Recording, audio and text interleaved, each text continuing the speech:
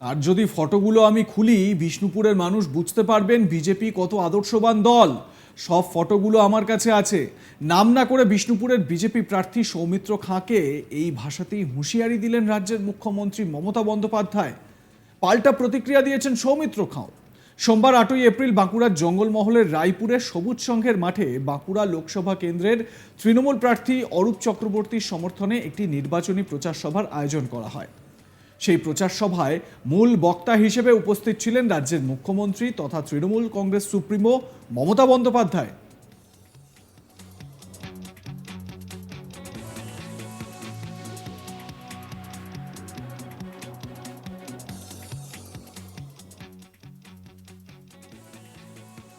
সেই নির্বাচনী জনসভায় খোলা মঞ্চে বক্তব্য রাখতে গিয়ে বিষ্ণুপুর লোকসভা কেন্দ্রের বিজেপি প্রার্থী সৌমিত্র খাঁকে নাম না করে হুঁশিয়ারি দিলেন মুখ্যমন্ত্রী।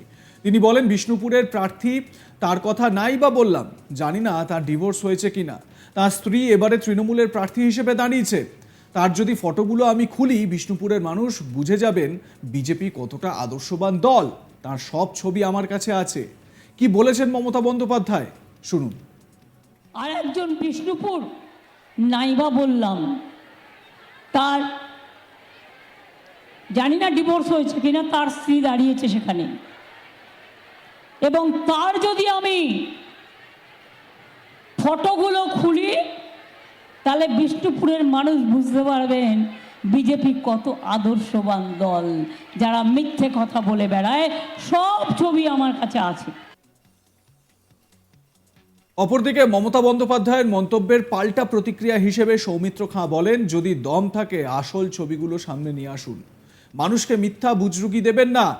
আপনার ভাইপো চোর, সৌমিত্র খাঁ চোর নয়। কি বলেছেন প্রতিক্রিয়ায় সৌমিত্র, শোনাবো।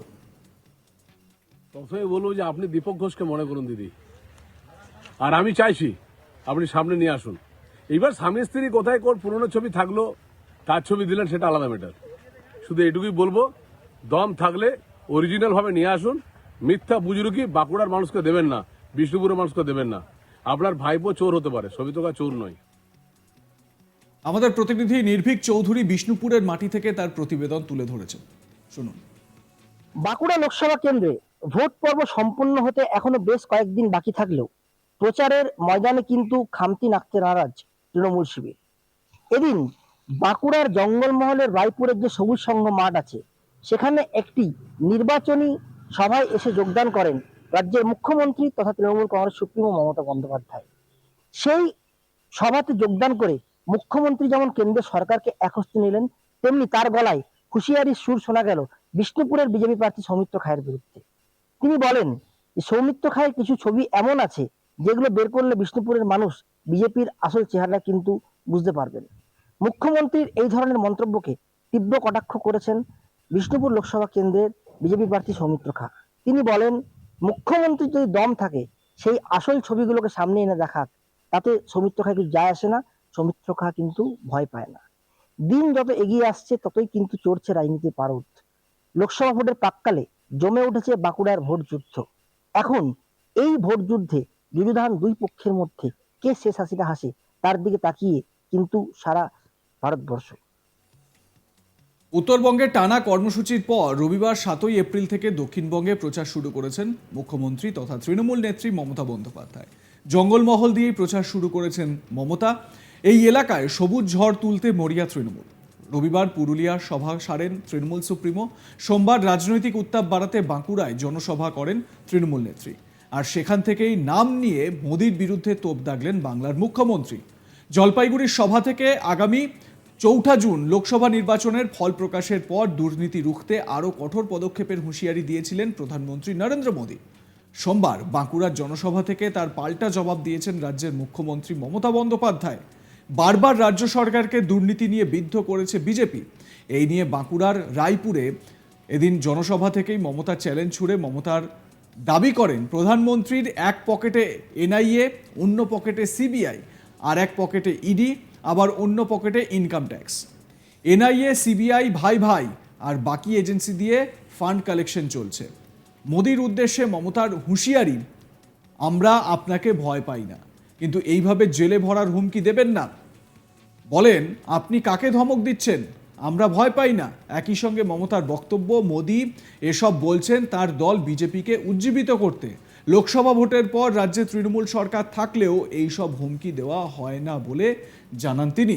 মমতা হুঁশিয়ারি দিয়ে বলেছেন, আমি তো বলতে পারি আমাদের সরকার তো ক্ষমতায় থাকবে এখানে, আমিও তো বলতে পারি আপনাদের বিজেপি নেতাদের আমি জেলে পাঠাবো, কিন্তু আমি এটা বলতে চাই না, কারণ আমি এটা বিশ্বাস করি না। আমি অনেক অত্যাচারের সঙ্গে লড়াই করেছি। মমতা বলেন, নতুন সংসদ ভবনকে জেলে পরিণত করে সবাইকে ভরে দিন, কিন্তু হুমকি দেবেন না। কি বলছেন মুখ্যমন্ত্রী শুনুন। ইলেকশনের পরে এখানে তো আমাদের সরকার থাকবে, আর আপনি সবাইকে জেলে পাঠাবেন কোথার থেকে?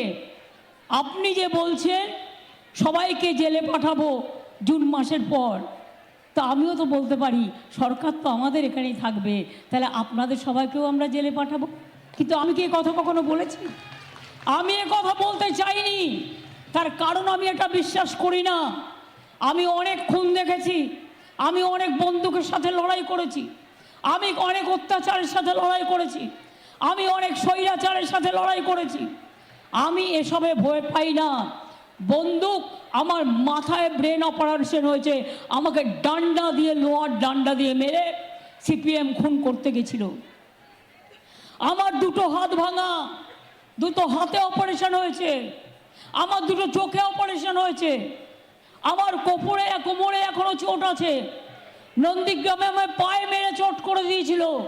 তা সত্ত্বেও জেনে রাখবেন, ঈশ্বর আল্লাহ যা বা জয় জোহার, যতদিন মানুষের আশীর্বাদ শুভেচ্ছা দোয়া থাকবে, জোয়ার থাকবে, ততদিন আপনাদের মাঝে থাকবো। রাজনীতির উত্তাপ যে চড়ছে ভোটের আবহে, সেটা কিন্তু স্পষ্ট হচ্ছে। কিন্তু এই যে সৌমিত্র খাঁ প্রসঙ্গে বলতে গিয়ে মমতা বন্দ্যোপাধ্যায় এই কথাগুলো বললেন যে অনেক ছবি আছে, সব যদি সামনে আনি তাহলে বিষ্ণুপুরের মানুষ বুঝে যাবে বিজেপি কতটা আদর্শবান। কোন ছবির কথা বলছেন মুখ্যমন্ত্রী? শুনুন একবার মুখ্যমন্ত্রীর এ প্রসঙ্গে বক্তব্য। আর একজন বিষ্ণুপুর নাইবা বললাম, তার জানি না ডিভোর্স হয়েছে কিনা, তার স্ত্রী দাঁড়িয়েছে সেখানে, এবং তার যদি আমি ফটোগুলো খুলি তাহলে বিষ্ণুপুরের মানুষ বুঝতে পারবেন বিজেপি কত আদর্শবান দল। যারা মিথ্যে কথা বলে বেড়ায়, সব ছবি আমার কাছে আছে।